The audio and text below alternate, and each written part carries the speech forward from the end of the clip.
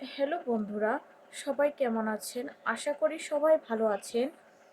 পূর্বে বিএনপি ও তার অঙ্গ সংগঠনের বিরুদ্ধে অভিযোগ করত যে চাঁদাবাজি ও দখলদারিত্বের কথা নেই, কিন্তু বর্তমানে এনসিপি, বৈষম্যবিরোধী ছাত্র আন্দোলন ও ঢাকা বিশ্ববিদ্যালয়ের কেন্দ্রীয় ছাত্র নেতারাও চাঁদাবাজি ও দখলদারিত্বে যুক্ত হয়েছে।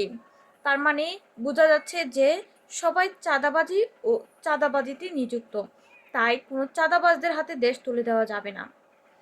আর এর জন্য দায়ী হচ্ছে বর্তমান অন্তর্বর্তীকালীন সরকার ও তার উপদেষ্টা মণ্ডলী। সরকারের এই নির্লিপ্ততার কারণে সাধারণ জনগণ ভোগান্তির শিকার হতে হচ্ছে।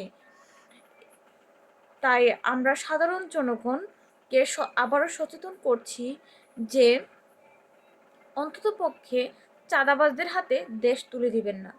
তারা ক্ষমতায় গেলে চাঁদাবাজি ও দখলদারিত্বেই যুক্ত হবে।